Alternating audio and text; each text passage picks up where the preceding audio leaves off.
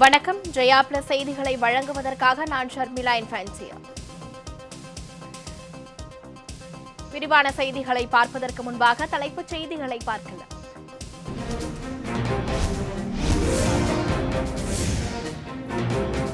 கலை, அறிவியல் மற்றும் பொறியியல் கல்லூரி மாணவர்கள் அரியர் தேர்வின்றி தேர்ச்சி செய்த விவகாரம் ரத்து செய்ய கோரி சென்னை உயர்நீதிமன்றத்தில் வழக்கு.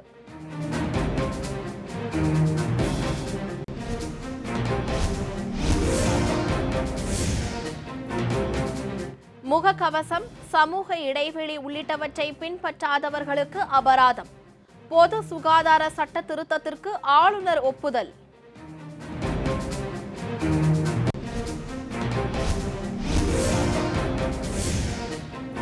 சென்னையில் கொரோனா பாதித்தவர்களின் எண்ணிக்கை 1,40,40,000 நெருங்குகிறது. இன்று ஒரே நாளில் 992 பேருக்கு கொரோனா தொற்று.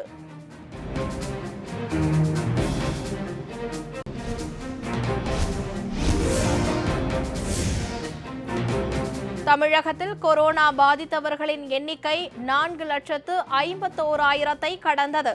இன்று ஒரே நாளில் 5,976 பேருக்கு பாதிப்பு.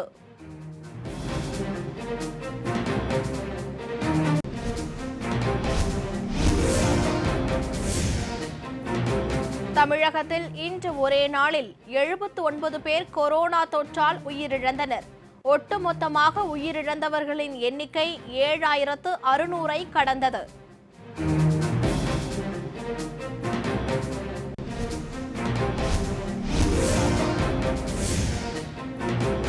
சென்னைக்கு நிகராக கோவை, கடலூர் மாவட்டங்களில் கொரோனா பாதிப்பு. கோவையில் 595 பேருக்கும், கடலூரில் 499 பேருக்கும் தொற்று.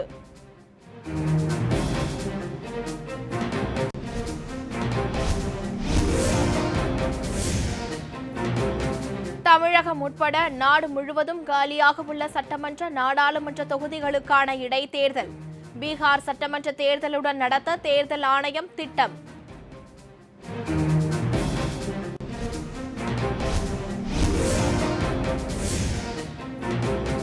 நீட் தேர்வை ஒத்திவைக்க கோரி 7 மாநிலங்கள் தொடர்ந்த மனு சீராய்வு மனு. உச்சநீதிமன்றம் தள்ளுபடி.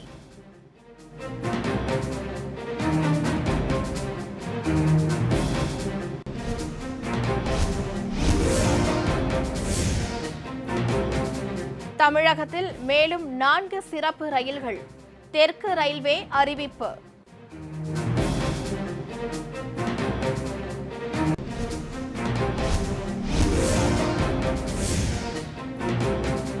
கடலூர் மாவட்டம் காட்டுமன்னார் கோவிலில் பட்டாசு தொழிற்சாலையில் வெடி விபத்து. 9 பேர் உயிரிழப்பு.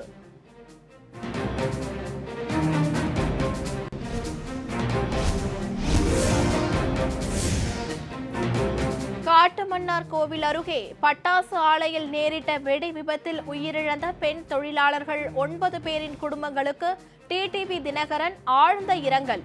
தமிழக அரசு அறிவித்த 2 லட்சம் ரூபாய் நிதி போதுமானதாக இல்லை என்பதால் கூடுதலான நிதி வழங்க வலியுறுத்தல்.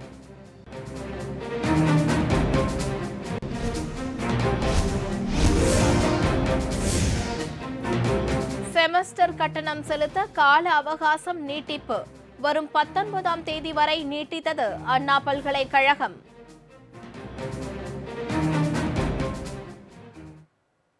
இனி விரிவான செய்திகளை பார்க்கலாம்.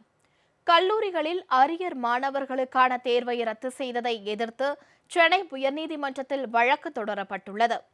தமிழகத்தில் கொரோனா தாக்கம் காரணமாக கல்லூரிகளுக்கு காலவரையற்ற விடுமுறை அறிவிக்கப்பட்டுள்ளது. கல்லூரி இறுதி செமஸ்டர் எழுதும் மாணவர்களை தவிர்த்து பிற ஆண்டுகளில் மாணவர்கள் அனைவரும் தேர்ச்சி என்றும், அரியர் வைத்துள்ள மாணவர்களுக்கும் பொருந்தும் என்றும் தமிழக அரசு அறிவிப்பு வெளியிட்டது. இந்த முடிவை எதிர்த்து திருச்செந்தூரைச் சேர்ந்த வழக்கறிஞர் திரு ராம்குமார் ஆதித்தன் என்பவர் சென்னை உயர்நீதிமன்றத்தில் பொதுநல வழக்கு தொடர்ந்துள்ளார். அதில் யுஜிசி விதிகளுக்கு எதிராக அறிவிக்கப்பட்டுள்ளதாகவும், உயர்கல்வித்துறை செயலாளருக்கு எந்த உரிமையும் அதிகாரமும் கிடையாது என்றும் குறிப்பிடப்பட்டுள்ளது. பல்கலைக்கழக செனட் மற்றும் சிண்டிகேட் ஆகியவற்றுக்கு மட்டுமே தேர்வை நடத்தவும் ரத்து செய்யவும் அதிகாரம் வழங்கப்பட்டுள்ளதாக மனுதாரர் தரப்பில் தெரிவிக்கப்பட்டுள்ளது. தனி தேர்வர்களுக்கான தேர்வை அறிவித்துவிட்டு அரியர் மாணவர்களுக்கு தேர்ச்சியை அறிவிப்பது தமிழக அரசின் இரட்டை நிலைப்பாட்டை எடுத்துரைப்பதாக மனுவில் குற்றம் சாட்டப்பட்டுள்ளது. இந்த மனு அடுத்த வாரம் விசாரணைக்கு வரும் என எதிர்பார்க்கப்படுகின்றது.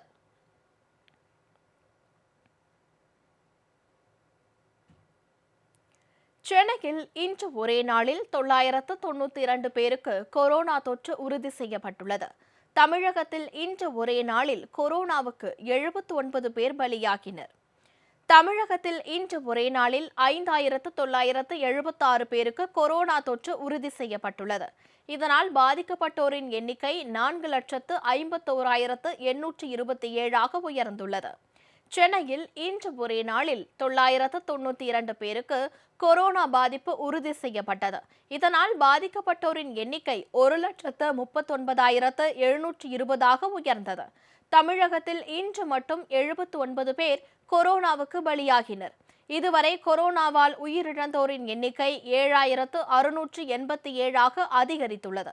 இன்று 6,334 பேர் குணமடைந்து வீடு திரும்பியதால் குணமடைந்தோரின் எண்ணிக்கை 3,92,507 உயர்ந்துள்ளது.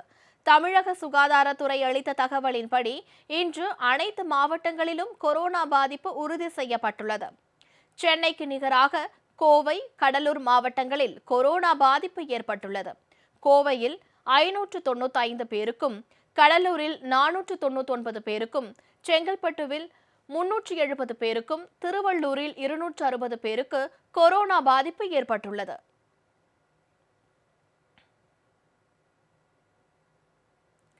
நாடு முழுவதும் காலியாக உள்ள நாடாளுமன்ற, சட்டமன்ற தொகுதிகளுக்கான இடைத்தேர்தலை பீகார் சட்டமன்ற தேர்தலுடன் நடத்த தேர்தல் ஆணையம் திட்டமிட்டுள்ளது. தமிழகம் உட்பட நாடு முழுவதும் 64 சட்டமன்ற தொகுதிகளும், கன்னியாகுமரி மக்களவை தொகுதியும் தற்போது காலியாக உள்ளன. இந்த தொகுதிகளில் இடைத்தேர்தல் நடத்துவது குறித்து இந்திய தேர்தல் ஆணையம் இன்று ஆலோசனை நடத்தியது. கொரோனா மற்றும் மழை வெள்ளம் பாதிப்புக்கிடையே இடைத்தேர்தல் நடத்துவது குறித்து அதிகாரிகள் ஆலோசனை நடத்தினர். பீகார் மாநில சட்டப்பேரவை தேர்தலுடன் இடைத்தேர்தலை நடத்துவது என அப்பொழுது முடிவு செய்யப்பட்டதாக தகவல் வெளியாகியுள்ளது. இதற்கான அறிவிப்பு பீகார் சட்டமன்ற தேர்தலுடன் வெளியாகும் என்றும் கூறப்படுகிறது.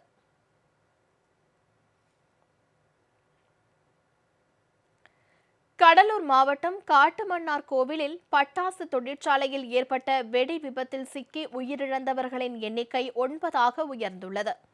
காட்டுமன்னார் கோவில் அருகே குறுங்குடி கிராமத்தைச் சேர்ந்த கனகராஜ் என்பவருக்கு சொந்தமான வெடிபொருள் குடோனில் இன்று திடீர் தீ விபத்து ஏற்பட்டது. இதில் சம்பவ இடத்திலேயே 4 பேர் பலியாகினர். மருத்துவமனை செல்லும் வழியில் 2 பேர் என இதுவரை மொத்தம் 9 பேர் உயிரிழந்தனர். தீபாவளி பண்டிகைக்காக பட்டாசு தயாரிக்கும் நடைபெற்ற போது எதிர்பாராத விதமாக தீ பற்றியதில் வெடிகள் பயங்கர சத்தத்துடன் வெடிக்க தொடங்கின. சம்பவ இடத்திற்கு வந்த தீயணைப்பு துறையினர் தீயை கட்டுக்குள் கொண்டு வந்தனர். காவல்துறையினர் மற்றும் வருவாய்த்துறையினர் மீட்பு பணிகளை மேற்கொண்டனர். விபத்து குறித்து காட்டுமன்னார் கோவில் போலீசார் வழக்கு பதிவு செய்து விசாரணை நடத்தி வருகின்றனர். இதனிடையே வெடி விபத்து நிகழ்ந்த இடத்தை கடலூர் மேற்கு மாவட்ட கழக செயலாளர் திரு KSK பாலமுருகன் மற்றும் கழக நிர்வாகிகள் நேரில் பார்வையிட்டதுடன் விபத்தில் உயிரிழந்தவர்களின் குடும்பங்களுக்கு ஆறுதல் தெரிவித்தனர்.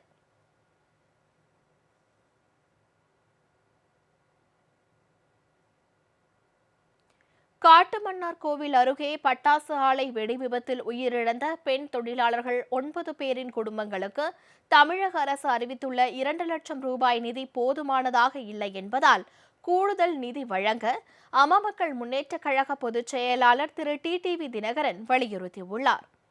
கழக பொதுச் செயலாளர் திரு டிடிவி தினகரன் இன்று வெளியிட்டுள்ள ட்விட்டர் பதிவில் காட்டுமன்னார் கோவிலை அடுத்த குறுங்குடி பகுதியில் உள்ள பட்டாசு தொழிலகத்தில் விபத்து நேரிட்டது அறிந்து அதிர்ச்சி அடைந்ததாக குறிப்பிட்டுள்ளார்.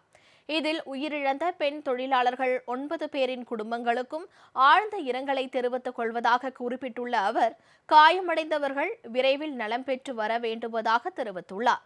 அதே நேரத்தில் உயிரிழந்தோரின் குடும்பங்களுக்கு தமிழக அரசு அறிவித்துள்ள 2 லட்சம் ரூபாய் நிதி போதுமானதல்ல என தெரிவித்துள்ள திரு டிடிவி தினகரன் இன்னும் கூடுதலாக இழப்பீடு வழங்க வேண்டும் என்றும் வலியுறுத்தியுள்ளார். மேலும் 2000க்கும் மேற்பட்ட குடும்பங்கள் அப்பகுதியில் பட்டாசு தொழிலை நம்பியிருப்பதால் உரிய பாதுகாப்பு ஏற்பாடுகளோடு ஆலைகளை இயக்குவதற்கான நடவடிக்கையை மேற்கொள்ள வேண்டும் எனவும் திரு டிடிவி தினகரன் குறிப்பிட்டுள்ளார். ஆசிரியர் தினம் நாளை கொண்டாடப்படுவதையொட்டி அமமுக முன்னேற்ற கழக பொதுச் செயலாளர் திரு டிடிவி தினகரன் தெரிவித்துள்ள வாழ்த்துச் செய்தியில், கல்வி கற்கும் மாணவர்களுக்கு ஏற்ற சூழலை, அடிப்படை வசதிகளை ஏற்படுத்தி தருவதைப் போலவே கற்பித்தல் பணியில் ஈடுபட்டுள்ள ஆசிரிய பெருமக்களுக்கு அத்தகைய வசதிகளை ஏற்படுத்தி தர வேண்டும் என வலியுறுத்தியுள்ளார். கழக பொதுச் செயலாளர் திரு டிடிவி தினகரன் இன்று வெளியிட்டுள்ள வாழ்த்துச் செய்தியில், அறிவார்ந்த சமூகத்தை கட்டமைப்பதற்காக உழைக்கும் ஆசிரிய பெருமக்கள் அனைவருக்கும் நெஞ்சார்ந்த வாழ்த்துக்களை தெரிவித்துக் கொள்வதாக குறிப்பிட்டுள்ளார். நாட்டின் எதிர்காலம் வகுப்பறைகளில்தான் தீர்மானிக்கப்படுகிறது என்று சொன்ன தத்துவ மேதை டாக்டர் சர்வப்பள்ளி ராதாகிருஷ்ணனின் பிறந்த நாளையே நாம் ஆசிரியர் தினமாக கொண்டாடுகிறோம். இந்நாளில் அவரது வார்த்தைகளின் உண்மையான பொருள் உணர்ந்து ஒவ்வொருவரும் செயல்பட வேண்டும். ஆசிரியர் பணி என்பது வெறுமனே எழுத படிக்க சொல்லித் தருவது மட்டுமல்ல, ஒழுக்கம், உயர்ந்த பண்புகள், சமூக அக்கறை உட்பட நல்ல மனிதனுக்கு தேவையான குணங்களையும் மாணவர்கள் மனதில் வளர்த்தெடுக்க வேண்டிய பொறுப்பு ஆசிரிய பெருமக்களுக்கு இருக்கிறது. அதனால்தான் நம்முடைய முன்னோர்கள் பெற்றோருக்கு அடுத்த இடத்தில் குருவை வைத்து வணங்க சொல்லி தந்திருக்கிறார்கள் என திரு டிடிவி தினகரன் குறிப்பிட்டுள்ளார். இன்றைய சூழலில் பல்வேறு மன அழுத்தங்களுக்கு இடையே தங்களுடைய கடமையை மிகுந்த பொறுப்புணர்வோடு ஆசிரியர்கள் செய்து வருவதை பார்க்க முடிகிறது. எனவே கல்வி கற்கும் மாணவர்களுக்கு ஏற்ற சூழலை, அடிப்படை வசதிகளை ஏற்படுத்தி தருவதைப் போலவே கற்பித்தல் பணியில் ஈடுபட்டுள்ள ஆசிரிய பெருமக்களுக்கும் அத்தகைய வசதிகளை ஏற்படுத்தி தர வேண்டியது அவசியமாகிறது. இந்த நல்ல நாளில் தன்னுடைய ஆசிரியர்களை நன்றியோடு நினைவு கூர்ந்து ஒட்டுமொத்த ஆசிரியர் சமுதாயத்திற்கும் அன்பு நிறைந்த வாழ்த்துக்களை தெரிவித்துக் கொள்வதாக கழக பொதுச் செயலாளர் திரு டிடிவி தினகரன் குறிப்பிட்டுள்ளார்.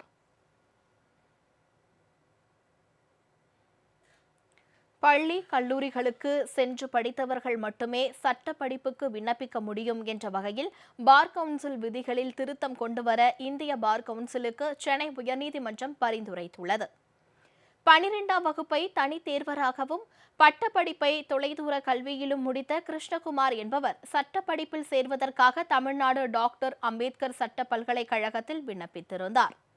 தொலைதூர கல்வியில் படித்த காரணத்துக்காக கிருஷ்ணகுமாரின் விண்ணப்பம் நிராகரிக்கப்பட்டது. இதனை எதிர்த்து கிருஷ்ணகுமார் தாக்கல் செய்த வழக்கு நீதிபதி என் ஆனந்த் வெங்கடேஷ் முன்பு விசாரணைக்கு வந்தது. அப்போது தொலைதூர கல்வியில் படித்தவர்களும் சட்டப்படிப்பில் சேர பார் கவுன்சில் விதிகளின்படி தகுதி உண்டு என மனுதாரர் தரப்பில் வாதிடப்பட்டது. இதையடுத்து பள்ளி, கல்லூரிகளுக்கு சென்று படித்தவர்கள் மட்டுமே சட்ட படிப்புக்கு விண்ணப்பிக்க முடியும் என்ற வகையில் பார் கவுன்சில் விதிகளில் திருத்தம் கொண்டுவர வேண்டும் என இந்திய பார் கவுன்சிலுக்கு பரிந்துரைத்து நீதிபதி ஆனந்த் வெங்கடேஷ் உத்தரவு பிறப்பித்தார். அப்படி திருத்தம் செய்தால் மட்டுமே சட்டக்கல்வியின் தரம் பேணி பாதுகாக்கப்படும் எனவும் நீதிபதி தனது உத்தரவில் தெரிவித்துள்ளார். தற்போதுள்ள விதிகளின்படி மனுதாரர் கிருஷ்ணகுமார் சட்ட படிப்புக்கு விண்ணப்பிக்க தகுதி உடையவர் என உத்தரவிட்ட நீதிபதி, பிற தகுதிகளை பெற்றிருக்கும் பட்சத்தில் 2020-2021 கல்வி ஆண்டிற்கான சேர்க்கையில் கிருஷ்ணகுமாரை அனுமதிக்க வேண்டும் எனவும் உத்தரவிட்டார்.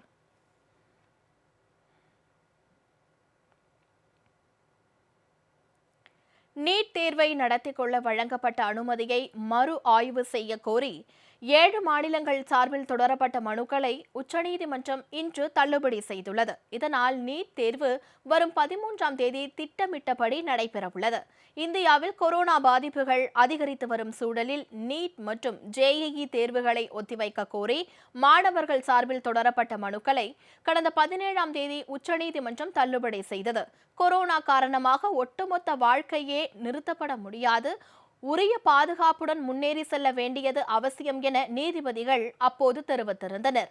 இந்நிலையில் உச்சநீதிமன்றத்தின் இந்த தீர்ப்பை மறு ஆய்வு செய்ய கோரி மேற்கு வங்கம், ஜார்க்கண்ட், ராஜஸ்தான், சத்தீஸ்கர், பஞ்சாப் மற்றும் மகாராஷ்டிரா மாநில அமைச்சர்கள், புதுச்சேரி யூனியன் பிரதேச எம்எல்ஏ சார்பில் உச்சநீதிமன்றத்தில் கடந்த மாதம் மறு ஆய்வு மனுக்கள் தாக்கல் செய்யப்பட்டன. இந்த மனுக்களை உச்சநீதிமன்றம் இன்று தள்ளுபடி செய்து உத்தரவிட்டுள்ளது.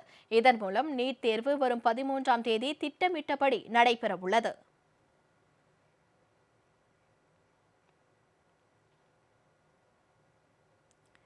சென்னை எழும்பூர் செங்கோட்டை, எழும்பூர் கன்னியாகுமரி உட்பட மேலும் 4 சிறப்பு ரயில்கள் இயக்கப்படும் என தெற்கு ரயில்வே அறிவித்துள்ளது. இதுகுறித்து தெற்கு ரயில்வே வெளியிட்டுள்ள அறிவிப்பில், சென்னை எழும்பூர் செங்கோட்டை, சென்னை எழும்பூர் கன்னியாகுமரி, சென்னை சென்ட்ரல் மேட்டுப்பாளையம், திருச்சி நாகர்கோவில் என மேலும் 4 சிறப்பு ரயில்கள் இயக்கப்படும் என தெரிவிக்கப்பட்டுள்ளது. எழும்பூர் செங்கோட்டை சிறப்பு ரயில் வாரம் 3 நாட்களுக்கு இயக்கப்படும்.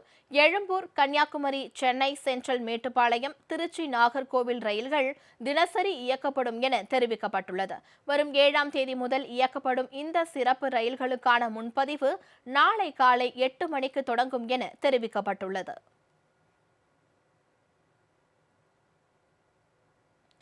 சேலத்தில் திருமணிமுத்தாறு ஆற்றங்கரையோரம் உள்ள காய்கறி சந்தையில் கடை அமைக்க ஒப்பந்ததாரர் 30,000 ரூபாய் கேட்பதாக கூறி சிறு வியாபாரிகள் காய்கறிகளை சாலையில் கொட்டி போராட்டத்தில் ஈடுபட்டனர். சேலம் மாநகராட்சிக்குட்பட்ட திருமணிமுத்தாறு ஆற்றங்கரையோர பகுதியில் 400க்கும் மேற்பட்ட சிறு வியாபாரிகள் காய்கறி கடை நடத்தி வருகின்றனர். கடைக்காரர்களிடம் வாடகை வசூலிக்க 3 ஆண்டுகளுக்கு ஒருமுறை டெண்டர் விடப்படுகிறது. தற்போது புதிதாக டெண்டர் எடுத்துள்ளவர்கள் ஒரு கடைக்கு 30,000 ரூபாய் முதல் 40,000 ரூபாய் வரை கேட்பதாக கூறி சிறு வியாபாரிகள் மாவட்ட ஆட்சியர் அலுவலகம் முன்பு போராட்டத்தில் ஈடுபட்டனர். சாலையில் காய்கறிகளை கொட்டியும் ஒப்பாரி வைத்தும் தங்களது எதிர்ப்பை தெரிவித்தனர். 30,000 கொடு 40,000 கொடுனா எங்கேருந்து கொடுக்கறது? இதுக்கு 100 ரூபா கேட்டு காசும் வாங்குறாங்க. 20 ரூபா வாங்கின இடத்துல இன்னைக்கு 100 ரூபா வாங்குறாங்க. நாங்கள் ஆனந்த இறக்கத்தில் போட்டுக்கிட்டு இருக்கிறோம். எங்களுக்கு எங்கள் இடத்தையே விடுங்கன்னு நாங்கள் சொல்லி நாங்கள் கேட்டுக்கிட்டு இருந்தோம். அதுக்குமே இன்னும் ஒரு பதிலும் கொடுக்க மாட்டேங்க. கடை போட்டோமா தூக்குங்க, போலீஸ்காரை வச்சு இதுங்கிறாங்க, மிரட்டுறாங்க. நாங்கள் என்ன பண்ணி இதுங்கிறது? விருதுநகர் மாவட்டம் ராஜபாளையத்தில் நியாய விலை கடைகளில் கடந்த 3 ஆண்டுகளாக ஒருவருக்கு கூட மண்ணெண்ணெய் வழங்காமல் வெளிச்சந்தையில் விற்று லாபம் பார்த்து வருவதாக குற்றச்சாட்டு எழுந்துள்ளது. மண்ணெண்ணெய்க்கான மானியத்தை கடந்த 3 ஆண்டுகளுக்கு முன் மத்திய அரசு குறைத்தது. எனவே 2 சிலிண்டர்கள் வைத்திருப்போருக்கு மண்ணெண்ணெய் இல்லை என்றும், 1 சிலிண்டர் வைத்திருப்பவர்களுக்கு 2 லிட்டர் மண்ணெண்ணெயும், கேஸ் சிலிண்டர் இல்லாதவர்களுக்கு 7 லிட்டர் வரை மண்ணெண்ணெய் வழங்க அரசு உத்தரவிட்டது. இந்நிலையில் ராஜபாளையம் பகுதிகளில் கடந்த 3 ஆண்டுகளாக எந்த ஒரு நியாய விலை கடையிலும் குடும்ப அட்டைதாரர்களுக்கு மண்ணெண்ணெய் வழங்கப்படவில்லை என்று கூறப்படுகிறது. ராஜபாளையத்தில் 1 லட்சம் குடும்ப அட்டைதாரர்களில் 50% மேற்பட்டோரிடம் கேஸ் சிலிண்டர் இல்லாத சூழலில் மண்ணெண்ணெய் வழங்கப்படாதது ஏன் என சமூக ஆர்வலர்கள் கேள்வி எழுப்பியுள்ளனர். கடந்த 3 ஆண்டுகளாக மண்ணெண்ணெய் வாங்காமல் ஊழல் செய்தவர்கள் யார், அதற்கு துணை நின்ற அதிகாரிகள் யார் என்பது குறித்து விசாரணை குழு அமைத்து கண்டறிய வேண்டும் என்றும் அவர்கள் வலியுறுத்தி உள்ளனர். குடும்ப அட்டைதாரர்களுக்கு அரசு வழங்கும் மண்ணெண்ணெய் கிடைக்க வழிவகை செய்வதுடன் ஊழலில் ஈடுபட்டவர்கள் மீது உரிய நடவடிக்கை எடுக்க வேண்டும் என்பதே பொதுமக்களின் எதிர்பார்ப்பு.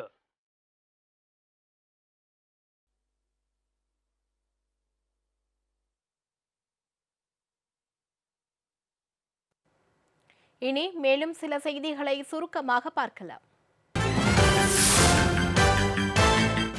கட்டாய கல்வி சட்டத்தின் கீழ் தனியார் பள்ளிகளில் சேர்க்கப்பட்ட மாணவர்களுக்கான கல்வி செலவு தொகையை வழங்காதது குறித்து தமிழக பள்ளிக் கல்வித்துறை முதன்மை செயலாளர் வரும் 28ஆம் தேதி நேரில் ஆஜராக சென்னை உயர்நீதிமன்றம் உத்தரவிட்டுள்ளது.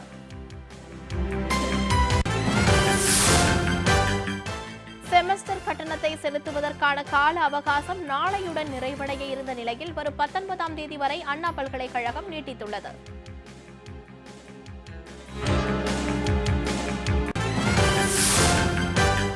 தமிழகத்தில் மாவட்டங்களுக்கு இடையேயான பேருந்து போக்குவரத்து வரும் 7ஆம் தேதி தொடங்கவுள்ள நிலையில் SETC பேருந்துகளுக்கான முன்பதிவு தொடங்கியுள்ளது.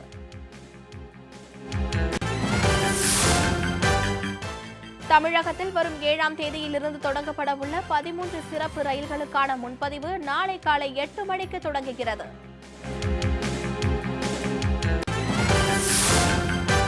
சென்னை உயர்நீதிமன்ற நீதிபதிகளாக தங்களது பெயர்கள் பரிந்துரைக்கப்படாததை எதிர்த்து தமிழகத்தைச் சேர்ந்த 8 நீதிபதிகள் தொடர்ந்த வழக்கை முகாந்திரம் இல்லை என கூறி உச்சநீதிமன்றம் இன்று தள்ளுபடி செய்துள்ளது.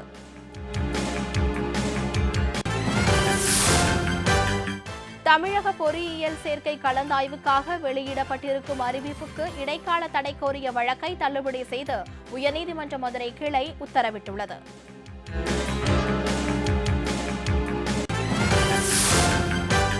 பேரறிவு பேரறிவாளனுக்கு 90 நாட்கள் பரோல் வழங்க கோரி அவரது தாயார் அற்புதாம்மாள் அளித்த மனுவை நிராகரித்துள்ளதாக உயர்நீதிமன்றத்தில் தமிழக அரசு தெரிவித்துள்ளது.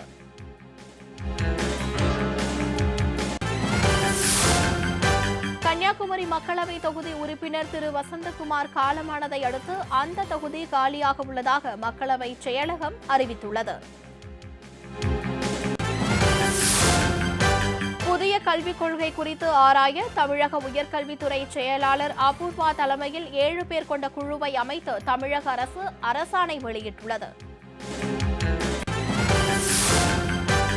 சுற்றுச்சூழல் தாக்க மதிப்பீட்டு அறிக்கையை தமிழ் உள்ளிட்ட 22 பிராந்திய மொழிகளில் வெளியிட வேண்டும் என்ற டெல்லி உயர்நீதிமன்ற உத்தரவை எதிர்த்து மத்திய அரசு மேல்முறையீடு செய்துள்ளது. தெலுங்கானா மாநிலம் ஹைதராபாத்தில் உள்ள சர்தார் வல்லபாய் பட்டேல் தேசிய போலீஸ் அகாடமியில் IPS பயிற்சி முடித்த அதிகாரிகளிடம் காணொலி வாயிலாக பிரதமர் திரு நரேந்திர மோடி கலந்துரையாடினார். டெல்லியில் வரும் 7ஆம் தேதி முதல் மதுபான விடுதிகளை திறக்க அனுமதி அளித்து அதற்கான வழிகாட்டு நெறிமுறைகளை மத்திய அரசு வெளியிட்டுள்ளது. நாடாளுமன்ற மழைக்கால கூட்டத்தொடரில் கேள்வி நேரம் ரத்து செய்யப்பட்டதற்கு கடும் எதிர்ப்பு கிளம்பியுள்ள நிலையில் ஒவ்வொரு நாளும் 160 கேள்விகளுக்கு எழுத்துப்பூர்வமாக பதில் அளிக்கப்படும் என மத்திய அரசு தெரிவித்துள்ளது. நாடாளுமன்ற மழைக்கால கூட்டத்தொடரில் பங்கேற்க வேண்டும் என்றால் எம்பிக்கள் கொரோனா தொற்று இல்லை என்ற சான்றிதழ் பெற்றிருக்க வேண்டும் என வழிகாட்டு நெறிமுறைகளை திட்டவட்டமாக கூறப்பட்டுள்ளது. முகநூல் நிறுவனம் பாஜகவிற்கு ஆதரவாக செயல்படுவதாக குற்றச்சாட்டு எழுந்த நிலையில் இந்த குற்றச்சாட்டை தீவிரமாக எடுத்துக் கொள்வதாகவும் இந்தியாவில் யாருக்கும் ஆதரவாக செயல்படவில்லை எனவும் காங்கிரஸ் கட்சி எழுதிய கடிதத்திற்கு முகநூல் நிறுவனம் பதிலளித்துள்ளது. கடந்த 3 நாட்களாக நடைபெற்ற JEE முதன்மை தேர்விற்கு பதிவு செய்திருந்த 4,58,521 மாணவர்களில் 1,14,563 பேர் தேர்வு எழுதவில்லை என மத்திய கல்வித்துறை அமைச்சர் திரு ரமேஷ் பொக்ரியால் தனது ட்விட்டர் பக்கத்தில் தெரிவித்துள்ளார். பிரிக்ஸ் நாடுகளைச் சேர்ந்த வெளியுறவுத்துறை அமைச்சர்கள் பங்கேற்ற கூட்டம் காணொலி காட்சி வாயிலாக நடைபெற்றது. கொரோனா தொற்றினால் பாதிக்கப்பட்டிருந்த கர்நாடக மாநில காங்கிரஸ் தலைவர் திரு DK சிவக்குமார் கொரோனா தொற்றிலிருந்து மீண்டதால் டிஸ்சார்ஜ் செய்யப்பட்ட நிலையில் மீண்டும் காய்ச்சல் ஏற்பட்டதால் மருத்துவமனையில் அனுமதிக்கப்பட்டுள்ளார். சர்வதேச பாதுகாப்பு கட்டமைப்பின் பாதுகாப்பு நடவடிக்கைக்கு இந்தியா உறுதுணையாக இருக்கும் என மாஸ்கோவில் நடைபெற்ற ஷாங்காய் ஒத்துழைப்பு நாடுகளின் பாதுகாப்புத்துறை அமைச்சர்கள் மாநாட்டில் திரு ராஜ்நாத் சிங் உறுதியளித்தார். 2021ஆம் ஆண்டின் தொடக்கத்தில் கொரோனா தடுப்பூசிகள் பரவலாக கிடைக்க வாய்ப்பில்லை என உலக சுகாதார அமைப்பு தெரிவித்துள்ளது. தனிப்பட்ட காரணங்களுக்காக நடப்பு IPL கிரிக்கெட் தொடரில் இருந்து விலகுவதாக சென்னை சூப்பர் கிங்ஸ் அணி வீரர் ஹர்பஜன் சிங் அறிவித்துள்ளார்.